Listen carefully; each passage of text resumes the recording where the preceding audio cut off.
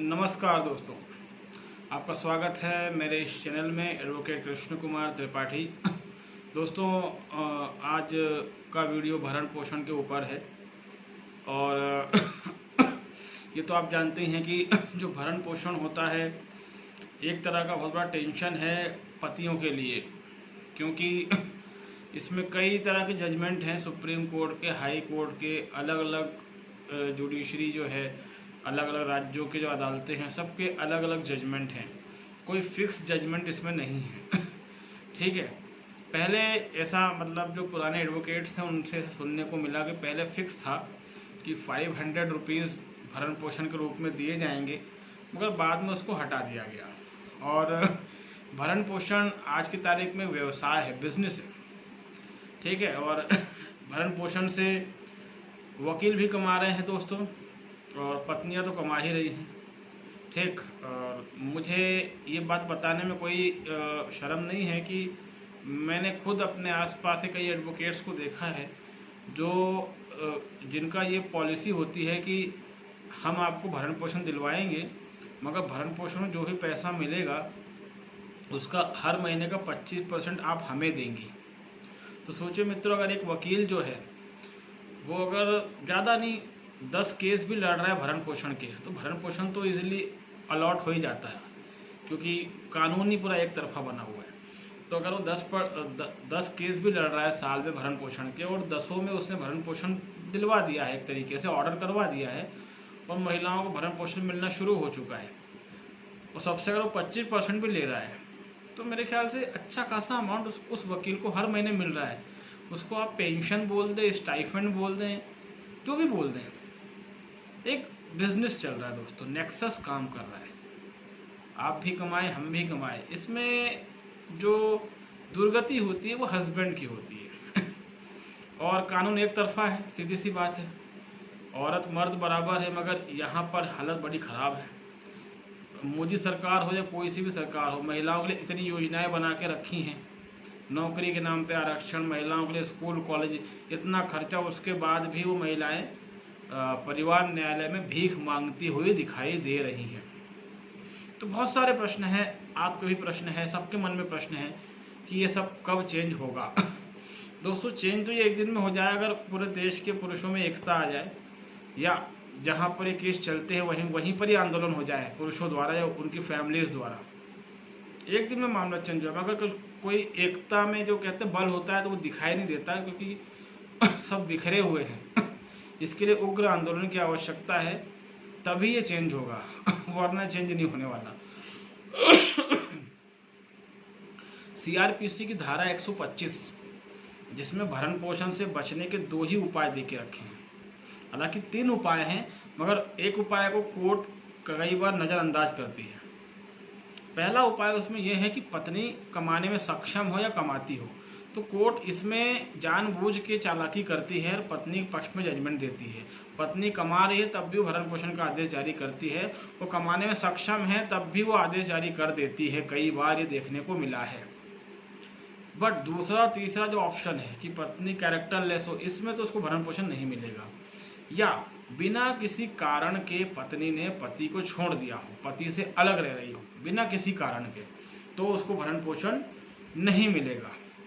ये 2 मेन कारण हैं, जो हालांकि सीआरपीसी में साफ लिखा हुआ है कि पत्नी कमाने में सक्षम हो या कमा रही हो, ये उसमें साफ लिखा हुआ है।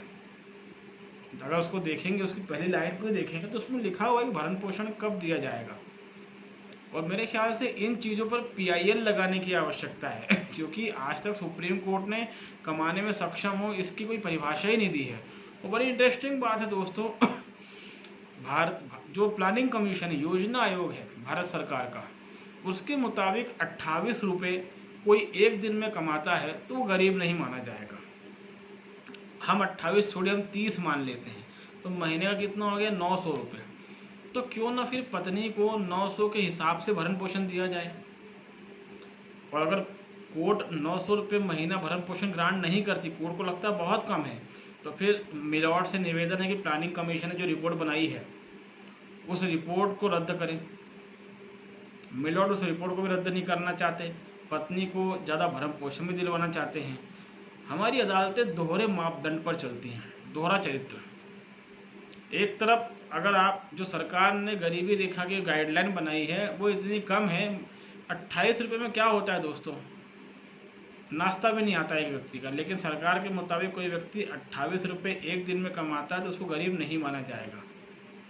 तो फिर बीवी को भी उतना ही पैसा मिले, 28 रुपये या 30 रुपये पर डे के हिसाब से भरण पोषण मिले। ये भी एक पॉइंट है, आज तक कभी किसी वकील ने उठाया नहीं इस पॉइंट को, उठाना चाहिए। ठीक है, गरीबी रेखा के मापदंड के हिसाब से भरण पोषण मिले। कोर्ट किसी भी कानून को बिना सुने जाने ही भरण पोषण तय कर रही है। दिक्कत ये है, भरण पोषण से बचने का मतलब ये है कि कम से कम भरण पोषण आप पे लगे। अगर कम से कम भी लगता है तो आपको बहुत राहत रहती है कि चलो एक नॉमिनल अमाउंट लगा है। इससे बचने का सबसे बेस्ट तरीका है, पहली बात तो कि अगर आपकी वाइफ कैरेक्टरलेस है तो फिर वो तो आप कैसे भी उठा पटक करके साबित कर सकते हैं, और बिना कारण अगर उसने घर छोड़ा है तो वो भी साबित किया जा सकता है। ठीक है, 2 चीज़ तो आप समझ गए। अगर वो अच्छा कमा रही है, गवर्नमेंट जॉब वगैरह में, तो उसको भरण पोषण नहीं मिलेगा, ये भी आप ध्यान रखें। और उसके अलावा अगर वो अच्छा कमा रही है तब भी नहीं मिलेगा। ठीक है, इनमें भी बहुत सारे जजमेंट हैं। ये तो एक नॉर्मल सी बातें हो गई जो आपको भी पता है। इसके अलावा दोस्तों हमेशा एक काम किया कीजिए, अपने एक्सपेंसेस जो हैं, आपने लोन लिया हुआ है, आपके पास जो जिम्मेदारियां हैं, इन सब को कोर्ट में बिल्कुल ठोंक बजाकर रिप्रेजेंट करें। भले निचली अदालत आपकी चीज़ों को अनदेखा करे, लेकिन इसको रिकॉर्ड में लेकर आइए। इससे फ़ायदा होगा हाई कोर्ट में। हाई कोर्ट आपका मेंटेनेंस बहुत ही कम कर देगी। ध्यान रखें, आप उस मेंटेनेंस में इस चीज़ को दिखाएं कि आपके एक्सपेंसेस क्या क्या हैं। आपने कहीं लोन लिया हुआ है, आप पे जिम्मेदारियां किस किस की हैं। ठीक है, अभी दिल्ली हाई कोर्ट का लेटेस्ट जजमेंट आया है जिसमें दिल्ली हाई कोर्ट ने कहा है कि पति के खर्चों को नज़रअंदाज करके भरण पोषण ग्रांट नहीं किया जा सकता। ये दिल्ली हाई कोर्ट का लेटेस्ट जजमेंट है। मैं कमेंट में इस जजमेंट को लिख दूंगा, थोड़ा मुझे याद दिलाइएगा क्योंकि कई बार मेरे दिमाग से उतर जाता है। ये जजमेंट है मेरे पास, मैं कमेंट में इसको लिख दूंगा, और अगर आप व्हाट्सएप में मांगेंगे तो मैं व्हाट्सएप पे इसका PDF आपको भेज दूंगा। ठीक है, ये जजमेंट दिल्ली हाईकोर्ट का अभी 4-5 दिन पुराना जजमेंट है कि पति की सैलरी और उसके एक्सपेंसेस को नज़रअंदाज करके भरण पोषण नहीं दिया जा सकता। दूसरी बात दोस्तों, इसमें आप कुछ और चीज़ें भी शो कर सकते हैं, थोड़ा दिमाग लगाना पड़ेगा आपको। और चीज़ें क्या शो कर सकते हैं मैं डायरेक्ट यहाँ पर बात नहीं करूँगा, थोड़ा आप समझ जाइएगा क्योंकि ये पब्लिक प्लेटफॉर्म है। आप उसमें शो कर सकते हैं कि मैं अनाथ आश्रम में पैसा देता हूँ, मैं वृद्धाश्रम में पैसा देता हूँ, ठीक है, मैं इस NGO को पैसा देता हूँ, मैं यहाँ पैसा देता हूँ, और ये देना मैं अपना धर्म समझता हूँ। संविधान के अनुच्छेद 51A में साफ कहा गया है, जिसको कहते हैं मौलिक कर्तव्य, अधिकार नहीं, मौलिक कर्तव्य। संविधान के अनुच्छेद 51A में कहा गया है कि हर नागरिक अपना मौलिक कर्तव्य निभाएगा, देश की संस्कृति, पर्यावरण, देश के विकास में सहयोग करेगा। तो जनाब, मैं तो देश के विकास में सहयोग कर रहा हूँ। मैंने कुछ अनाथ बच्चे गोद लिए हैं, मैं वृद्धाश्रम वगैरह में बूढ़े माँ बाप की सेवा करता हूँ, वहाँ दान करता हूँ। वो तो मैं हमेशा करूँगा सर, वो तो मेरा मौलिक कर्तव्य है, संविधान ने मुझे अधिकार दिया हुआ है सर। कुछ NGO हैं जो पर्यावरण के लिए काम कर रहे हैं, मैं वहाँ दान करता हूँ सर, मेरा हर महीने वहाँ चला जाता है सर। बस आप ये करके देखिए, आपका भरण पोषण कम हो जाएगा। ठीक है, कुछ ऐसी ट्रिक अपनानी पड़ेंगी। आपका मेंटेन ऑर्डर होगा, लेकिन उतना ही ऑर्डर होगा जितनी आप एक्सपेक्ट करते हैं या जितना आप देने में हिचकिचाए नहीं। फॉर एग्जांपल, आप 25,000 कमाते हैं और कोर्ट ऑर्डर करती है अधिकतम मेंटेनेंस 6,000 या 8,000। मेरे ख्याल से ये ज़्यादा नहीं है। ठीक है, हाँ, आप 25,000 कमाते हैं, कोर्ट ने ऑर्डर कर दिया 12,000, 15,000, ये दिक्कत वाला है। ठीक है, क्योंकि आधी सैलरी अगर बीवी ले जाए बिना किसी मेहनत के ये दिक्कत है। लेकिन आप अगर ये हर चीज़ अगर शो करते हैं, आप अगर नहीं कर रहे हैं कोई सेवा, कोई दिक्कत नहीं, कीजिए, किसने रोका है, शुरू कर दीजिए। सब होता है इंडिया में बैक डेट में, ठीक है। तो इस तरीके से आप अपना भरण पोषण कम से कम करवा सकते हैं, ठीक। इस चीज़ को ध्यान रखिए। जहाँ ट्रायल चल रहा है, धारा 125 का केस जहाँ चल रहा है, निचली अदालत, जितने भी सबूत हो सकते हैं सब वहीं पर दे मारिए।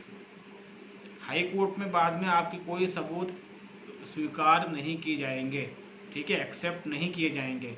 इसलिए जितने भी सबूत आप दे सकते हैं वो सब जिला कोर्ट, मतलब जहाँ पर ये केस चल रहा है फैमिली कोर्ट वगैरह में धारा 125 का, वहाँ सभी सबूत दे मारिए, ठीक है। सेटिंग कीजिए, दिमाग लगाइए थोड़ा, पूरा मेंटेनेंस जो है वो बिल्कुल इतना नॉमिनल हो जाएगा कि वाइफ को भी फील होगा कि यार ये केस लगाना ही नहीं था, क्योंकि उसका मेन मोटिव होता है आपको नीचा दिखाना, ठीक है। ये पत्नी का मेन मोटिव होता है। तो आप समाज सेवा, एनजीओ, माता पिता की सेवा, टैक्स वगैरह हो गया, कर्जा हो गया, इन चीज़ों के नाम पर भरण पोषण को काफ़ी हद तक कम करवा सकते हैं, बशर्ते हर पॉइंट को आपको ठोक बजा के रखना है कोर्ट में। जज सुने या ना सुने, आपको ठोक बजा के हर पॉइंट को रखना है, ताकि अगर आपके खिलाफ भी कोई ज़्यादा ऑर्डर हो जाता है तो आप जो है हाई कोर्ट में उसको चैलेंज करेंगे, हाई कोर्ट कर देता है, ठीक है। समस्या ये रहती है कि एडवोकेट्स जो होते हैं वो जानबूझ के उस पॉइंट को उठाते ही नहीं हैं, क्योंकि वकीलों का मोटिव होता है दोनों परिवार आपस में समझौता कर लें, समझौता करके अलग हों। एक तो होंगे नहीं, समझौता करके अलग होंगे, लड़का मोटी रकम देगा, वकील साहब सोचते हैं कि इसमें से इतना % मैं रख लूँगा।